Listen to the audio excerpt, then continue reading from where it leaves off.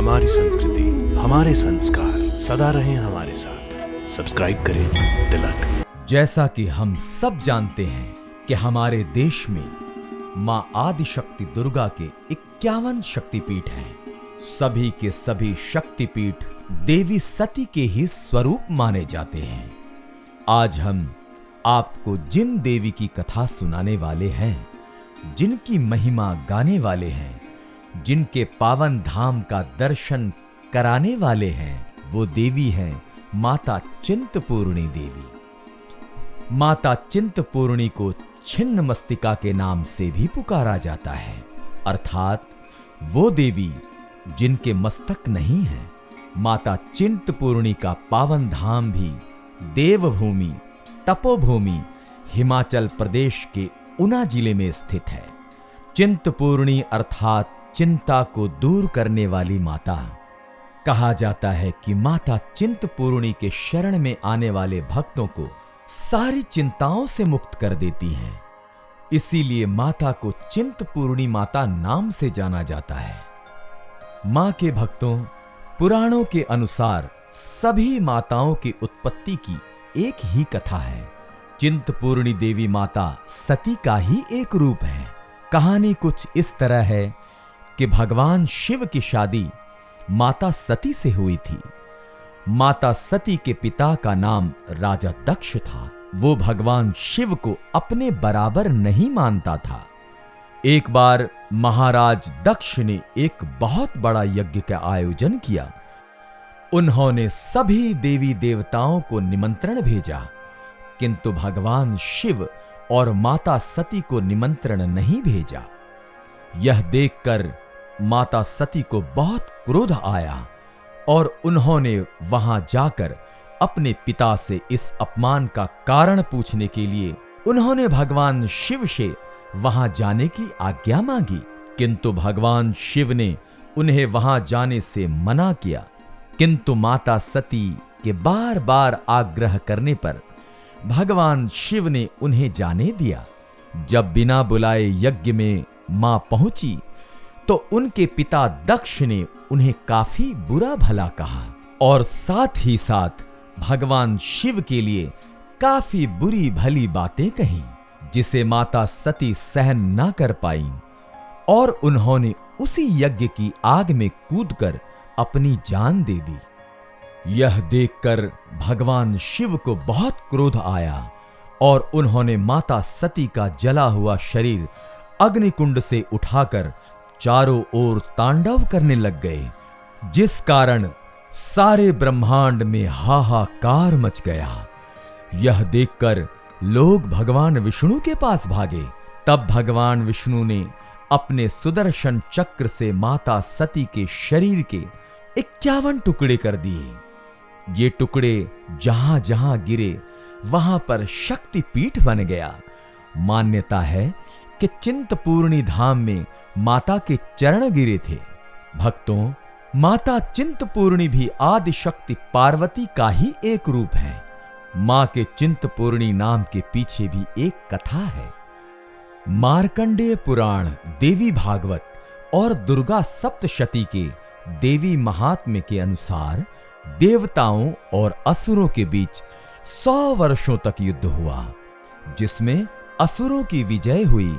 उस समय असुरों का राजा शक्तिशाली महिषासुर था, जो जीतकर स्वर्ग का राजा बन बैठा और सभी देवी देवता धरती पर रहकर मनुष्यों की भांति ही अपना जीवन यापन करने लगे। असुर देवताओं पर बहुत अत्याचार करते थे। देवताओं ने एक दिन बैठकर आपस में विचार विमर्श किया और इस कष्ट से मुक्ति पाने के लिए भगवान विष्णु के पास जाने का निर्णय किया। वह सब भगवान विष्णु जी के पास गए और अपने सारे कष्ट बताकर उन्हें कुछ उपाय बताने का आग्रह किया। भगवान विष्णु ने उन्हें देवी की आराधना करने को कहा। तब देवताओं ने भगवान विष्णु से उस देवी के बारे में पूछा, हे प्रभु, हमें उस देवी के बारे में बताएं जो हमें हमारे कष्टों से मुक्ति दिला सकती है। सभी देवताओं ने भगवान के कहे अनुसार देवी की स्तुति की, जिसके फल स्वरूप भगवान विष्णु जी, ब्रह्मा जी और शिव जी, तीनों त्रिदेवों के अंदर से एक दिव्य प्रकाश उत्पन्न हुआ, जो सबके देखते देखते ही एक स्त्री के रूप में बदल गया। जैसे ही देवी प्रकट हुई, सभी ने माता की स्तुति करना आरंभ कर दिया। सभी देवी देवताओं ने माता को कुछ न कुछ भेंट देना आरंभ कर दिया। शिव भगवान ने सिंह, विष्णु जी ने कमल, इंद्रदेव ने घंटा, सागर देवता ने माता को बहुत ही सुंदर माला दी। इस प्रकार सभी ने देवी को कुछ न कुछ उपहार भेंट किए। सब ने हाथ जोड़कर माता से अपनी रक्षा करने के लिए माता से आग्रह किया। माता ने प्रसन्न होकर उन्हें उनके कष्टों से मुक्ति दिलाने का वरदान दिया। भक्तों, मार्कंडेय पुराण के अनुसार मां चंडी जब सभी दैत्यों का संहार कर सभी दुष्टों पर विजय प्राप्त कर ली, लेकिन मां की दो सहायक योगिनियों अजया और विजया की रक्त पीने की इच्छा शांत नहीं हो पाई थी। तब मां चंडी ने योगिनियों की रक्त पीने की इच्छा को तृप्त करने के लिए अपनी गर्दन काट कर दे दी और अजया तथा विजया को अपना रक्त पिलाकर तृप्त किया। जब से मां चंडी ने अपना गर्दन काटकर अपनी सहायक योगिनियों अजया और विजया की प्यास बुझाई, तभी से मां का नाम छिन्नमस्तिका पड़ा। भक्तों, मंदिर के इतिहास के बारे में कहा जाता है कि 14वीं शताब्दी में माईदास नामक भक्त ने इस स्थान की खोज की थी। माईदास का जन्म अठुर गांव, रियासत पटियाला में हुआ था। माईदास के दो बड़े भाई थे, दुर्गादास, देवीदास। माईदास का अधिकतर समय पूजा पाठ में ही व्यतीत होता था, इसलिए वह परिवार के कार्यों में हाथ नहीं बटा पाते थे, जिसके कारण उनके भाइयों को उस पर बड़ा क्रोध आता था। इसलिए भाइयों ने माईदास को परिवार से अलग कर दिया, परंतु इस बात का माईदास पर कोई असर नहीं हुआ। वह प्रतिदिन की तरह पूजा पाठ वह दुर्गा भक्ति में लगे रहते थे। एक दिन माईदास अपने ससुराल जा रहे थे, तब रास्ते में उन्हें थकान महसूस हुई और वो आराम करने के लिए रास्ते में एक वट वृक्ष के नीचे आराम करने को बैठ गए। थकान होने के कारण उनकी आंखें लग गई और वो उसी पेड़ के नीचे सो गए। तभी उन्हें स्वप्न में एक तेजस्वी कन्या के दर्शन हुए, जो उन्हें कह रही थी कि माईदास, इस वृक्ष के नीचे मेरी एक पिंडी स्थापित करो और उसकी पूजा अर्चना करो, तुम्हारे सारे दुख दूर हो जाएंगे। अचानक माईदास की आंखें खुल गईं और उसे कुछ समझ नहीं आ रहा था कि यह सपना था या हकीकत। वह उठा और अपने ससुराल की तरफ चला गया। जब वह अपने ससुराल से वापस आया तो उसी स्थान पर आकर उसके कदम फिर रुक गए और आगे कोई मार्ग दिखाई नहीं दे रहा था। वह डर कर वहीं बैठ गया और माता की स्तुति करने लगा। माईदास ने माता की स्तुति करते हुए कहा, हे माता रानी, अगर मैंने सच्चे मन से आपकी स्तुति की है तो साक्षात आकर मुझे दर्शन दें। माता को पुकारा तो माता ने दुर्गा माता के रूप में उसे दर्शन देकर कहा, मैं उस वट वृक्ष के नीचे चिरकाल से विराजमान हूं। लोग यवनों के आक्रमण तथा अत्याचारों के कारण मुझे भूल गए हैं।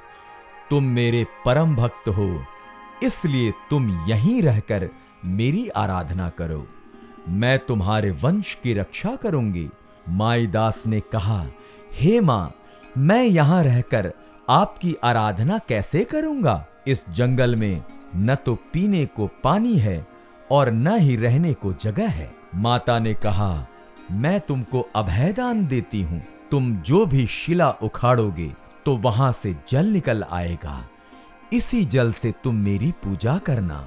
तब माईदास ने माता के आज्ञा से वहीं रहकर माता की आराधना करने लगा। जिस वट वृक्ष के नीचे माईदास ने मां की पिंडी स्थापित की थी, आज उसी वट वृक्ष के नीचे मां चिंतपूर्णी माता का भव्य मंदिर बना हुआ है। और वह शिला आज भी मंदिर में रखी हुई है जहां पानी निकला था, और आज सुंदर सरोवर है। आज भी उसी स्थान से निकले जल से माता का अभिषेक होता है। भक्तों, मंदिर के मुख्य द्वार पर प्रवेश करते ही सीधे हाथ पर आपको एक पत्थर दिखाई देगा। यह पत्थर माईदास का है। यही वह स्थान है जहां पर माता ने भक्त माईदास को दर्शन दिए थे।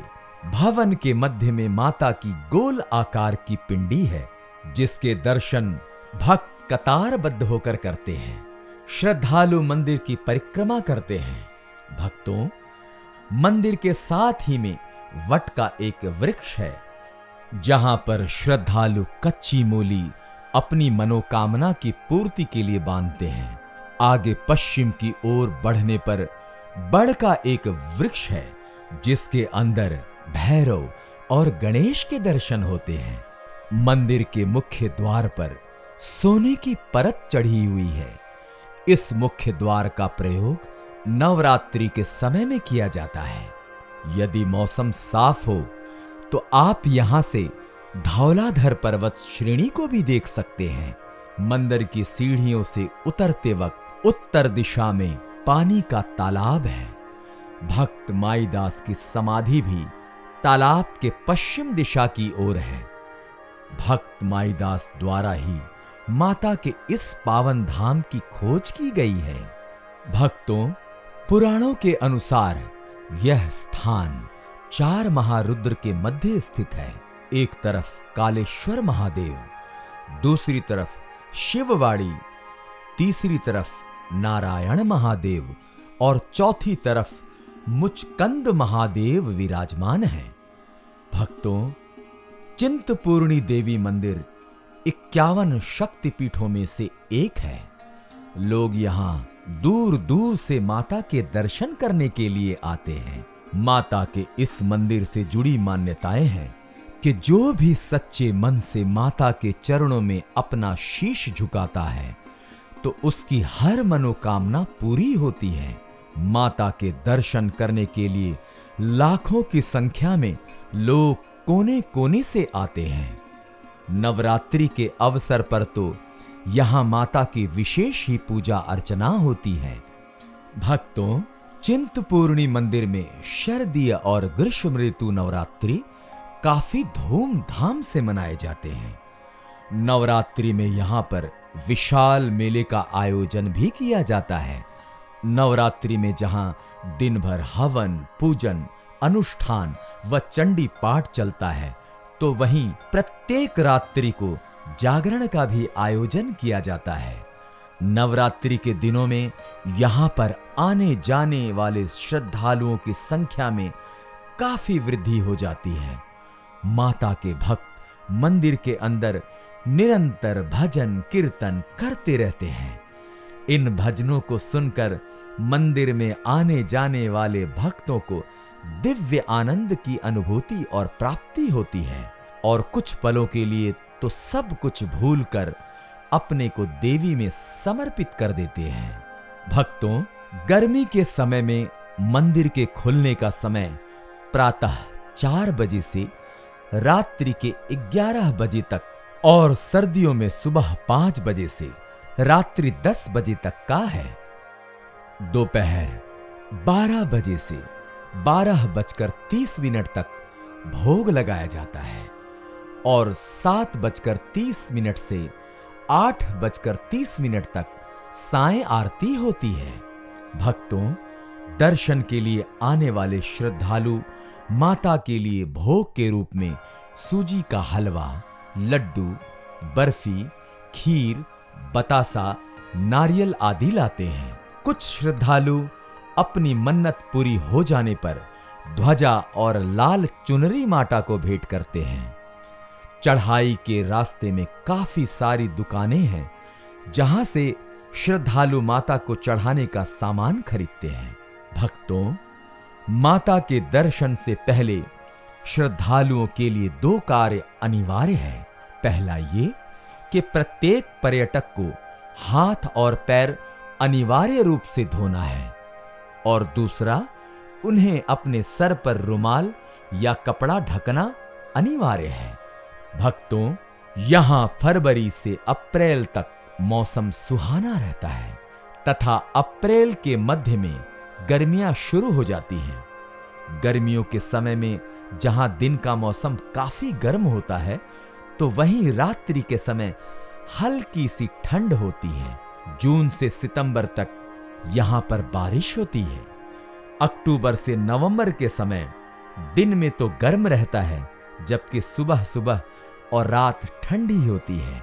दिसंबर से जनवरी के माह में यहां पर काफी ठंड होती है और यहां का तापमान -5 डिग्री तक पहुंच जाता है। चिंतपूर्णी जाने का उपयुक्त समय फरवरी से अप्रैल तक का है।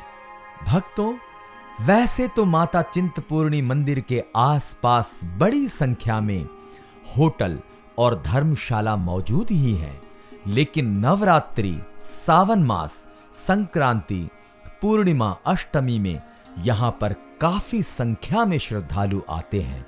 इसी कारण इस समय में यात्रियों को थोड़ी बहुत समस्याओं का सामना तो करना ही पड़ता है, पर इसके अलावा यहां पर रहने के लिए कोई समस्या नहीं है।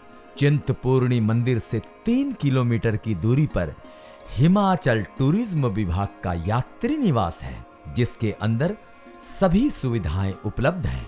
भक्तों, चिंतपूर्णी माता के निकटतम महानगर चंडीगढ़ है, जो कि राज्यों से सड़क मार्ग, रेल मार्ग व वायु मार्ग से जुड़ा हुआ है।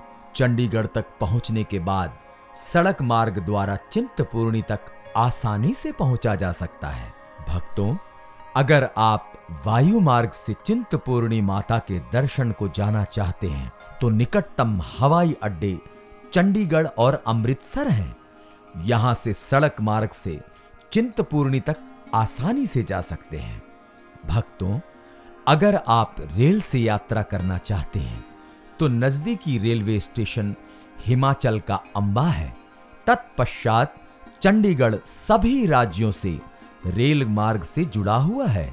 दिल्ली, मुंबई, कलकत्ता आदि सभी शहरों से यह रेल मार्ग जुड़ा हुआ है। दिल्ली से चंडीगढ़ तक के लिए काफी सारी ट्रेन सुविधाएं उपलब्ध हैं। दिल्ली से ऊना के लिए एक सीधी जन शताब्दी ट्रेन भी चलती है। भक्तों, चिंतपूर्णी माता तक जाने के बहुत से मार्ग हैं। यदि आप दिल्ली से चिंतपूर्णी आते हैं, तो आपको दिल्ली से चंडीगढ़, रोपड़, नंगल, ऊना, मुबारकपुर, भरवानी होते हुए चिंतपूर्णी आना होगा। आप सड़क मार्ग तय करके 5 घंटे में चंडीगढ़ से चिंतपूर्णी पहुंच सकते हैं। हिमाचल प्रदेश ट्रांसपोर्ट विभाग द्वारा भी यहां तक के लिए बस की सुविधा मुहैया कराई गई है। जालंधर से भी यहां तक के लिए एक सीधा रास्ता है। भक्तों, जय माता दी।